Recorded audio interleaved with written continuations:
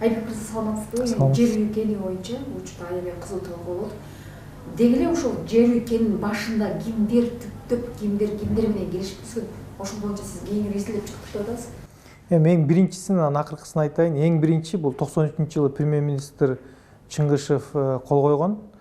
Ошол жерде Кыргыз алтынынан Дастан Сарыгулов, Морисон Кунинсон деген компания америкалык катышкан. Ошол жерде 70% мамлекеттин үлүшү деп так жазылган да. Тилекке каршы ошол жылдан баштап 30 жылдан бери лицензия бири-бирине сатылып берип, акыркы жолу азыркы Альянс алтынга 2015-жылы конкурс өтүп, конкурстун жыйынтыгында 5 миллиард алтындын запасы бар жер үй алтын кени $100 миллион лицензияга бааланып сатылып кеткен. Бир дагы ошол жер үйдө кыргыз мамлекетинин үлүшү жок, 0%. Бул өтө өкүнүчтүү, бул жерде чоң афера бар деп эсептейм. Бул жака менин оюмча ошол убактагы эски бийликтин тиешеси бар. Атамбаев, анткени бул жерде Атамбаевди Бусурманкул Табалдиев Бажаевка чалган телефондук сүйлөшүү бар. Ошол жерде Бусурманкул Табалдиев Бажаевка чалып айтып атат, президенттин тапшырмасы менен сизге чалып атам деген. Бул биринчи факт.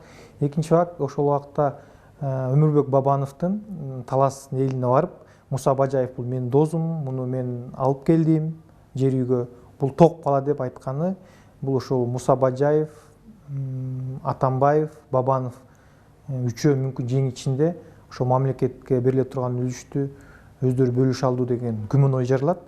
Ошону иликтөө максатында биз прокуратурага, президентке, спикерге резолюциянын чечими менен кайрылуу кылдык. Ушул 2015-жылы өткөн конкурсту иликтегиле бул канчалык деңгээлде бул жерде адилетсиздик болгон, мыйзамсыздык болгон жана коррупциянын элементтери бар деп. Анда жер үй алтын кени жең ичинен сатылып кетиши мүмкүнбү?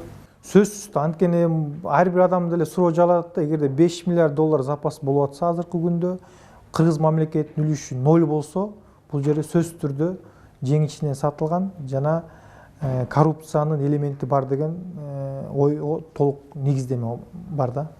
Жер үй алтын кени боюнча резолюция кабыл болуп атасыздар, кандай?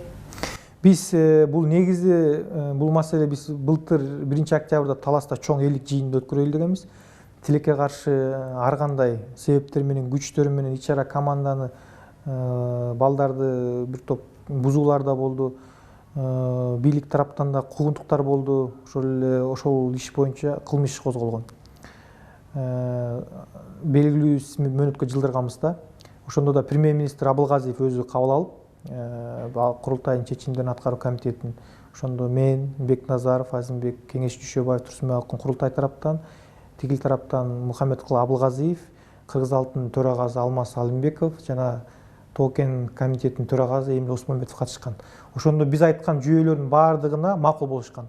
Кудай буйруза бул маселени биз сүйлөшүүлөр жүргүзүп атабыз, элдин пайдасына чечебиз. 2 айдан кийин силер менен жолугуп жыйынтыгын айтабыз деп тилекке каршы айткан жок. Ошол себептен биз январда кайра тегерек стол өткөрүп, ошол жерде резолюция кабыл алдык. Тегерек столго Кыргызстанда баардык аттуу баштуу аксакалдар, эксперттер, Таластын көрүнүктүү аксакалдарын баары катышты.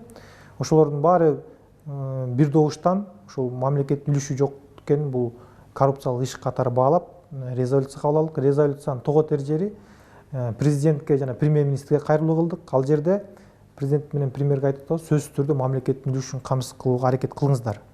Экинчи, ошо экологиялык коопсуздук фонддор, ошол жакта бир фонддор акча канчалык деңгээлде сарпталып атат, жумушчулардын укугу боюнча көзөмөлгө алыңыз деп. Экинчи, жогорку кеңешке сунуш. 2015-жылкы жер үй кени боюнча өткөн конкурстун адилеттүүлүгүн жана мыйзамдуулугун текшерүү максатында мамлекеттик комиссия түзгүлөп атабыз. Ошондо канчалык деңгээлде Бабановдун тиешеси бар, канчалык деңгээлде Атамбаевдин тиешеси бар, канчалык деңгээлде Бажаев Кыргызстанга эмне себептер менен келген, бүт иликтеп чыкса эле, эмне себептен Таластын акими кол койбогон үчүн ошол документке жумуштан алынган иликтөө максатында мамлекеттик комиссия түздүн атабыз. Эмне дегенде, эмне үчүн тест боюнча мамлекеттик комиссия түзүлөт, коррупциялык иштеп $300 миллион. А эмне себептен $5 миллиард запасы бар алтын кен боюнча, жер үй алтын кен боюнча комиссия түзүлбөйт. Экинчи кайрылуу ошол жер үй казынасы мыйзамын өзгөртүп, сөзсүз түрдө мамлекеттин үлүшү болуш керек деген берене киргизүү. Анан прокуратурага кайрылдык. Прокуратурада ошол 2015 жылкы конкурстун адилеттүүлүгү, мыйзамдуулугуна укуктук баа бериш керек. Прокуратура изилдесе, менин оюмча, мунун чоо жайы, ким артында турган, жең ичинен кимдер сүйлөшкөн, бүт менин оюмча тергөөчү аныктап чыгат. Анан жыйынтыгында ошол резолюцияны тааныштыруу максатында Таласта элдик жыйын өткөрүлсүн дейбиз. Элдик жыйын өткөрүп, бүт тиешелүү активисттерди, Таластын баардык тургундарын пикирин ошо резолюцияны тааныштырайлы атабыз. Анткени Альянс Алтын бир жактуу эле маалымат таратып атат элгечи. Налог түшөт, мынча миллиард киреше алып келет деп бир жактуу маалымат менин оюмча туура эмес. Экинчиден ошол жер үй Альянс Алтын өзүнчө бир фейктерди жалдап, биз уюштуруучуларга каршы бир топ атакаларды кылышып, массалык маалыматтар аркылуу бир жактуу маалымат кылган менин оюмча туура эмес. Ошол жактан беттери чыдаса келишсин. Жер үй Алтын кени боюнча учурда ошол бийликтер кандай мамиле жасап атат? Талас эли жер үй Алтын кенине кандай мамиле жасап атат? Экөөнүн көз карашы кандай болуп атат? Эми бул жерден элдерде эки анча ой бар. Кээ бирлер азыркы шартта иштесин деп атат. Көпчүлүгү жок. Бул мамлекеттин, кыргыз элинин пайдасына чечилсин деген ой Таласта. Нааразычылыктар да көп бир топ. Ошондуктан бул нааразычылык ырбап кете элек да. Бул маселе бир элдин нааразычылыгын жарата элек да. Бийлик менин оюмча муну чечкиндүү чаралар аркылуу элдин пайдасына чечиш керек, өкмөт. Анткени биз айтып атабыз, президент 1,5 жыл мурун Коопсуздук кеңешинде Тоо-Кен тармагында коррупцияны айтып чыккан. Ошол жерде бир эле адамга 40 лицензия берилип кеткени, негизи эле мамлекеттин көзөмөлүнөн чыгып кетиптир. Мен элди ошо коррупция менен күрөшкө чакырам деген ошо президенттин айтканын биз колдоп, ушул жер үй маселесин көтөрүп чыгып атабыз. Жардам берели бийликке деп. А өкмөт кичине ошол маселелерди кечеңдетип атат да. Менин оюмча бул өкүнүчтүү жана буну өкмөт токтоосуз чечиш керек. Ошондо жер үй Алтын кенинин ичара сатып кетишине Өмүрбек Бабановдун колу барбы же бардайбы? Тиешеси бардай. Муну прокуратура изилдеп чыгыш керек. Анткени өзү айтып атпайбы, Муса Бажаевди мен алып келдим деп. Эми ал деталдарын тергөөчүлөр такташ керек. Кандай шартта алып келди, кандай сүйлөшүүлөр болгон, инвестор эмне себептен $100 миллион лицензияны сатып алган, эмне себептен мамлекеттин үлүшү такыр жок болуп калган. Эми мамлекеттин үлүшү жок деген менин оюмча көп суроо жаратат да. Таластын жараны катары сиз жер үй кенинин Алтын кенинин ачылышына көз карашыңыз кандай? Мен ачылбашы керек деп айтпайм. Бул кыргыз жер үй Алтын кени, бул кыргыз элинин, кыргыз мамлекетинин рызкысы, кыргыз элине жана кыргыз мамлекетине кызмат кылыш керек. Сөзсүз түрдө мамлекеттин үлүшү болуш керек. Эгерде мамлекеттин үлүшү болбой, экологиялык коопсуздуктар сакталбаса, анда бул иштебеш керек.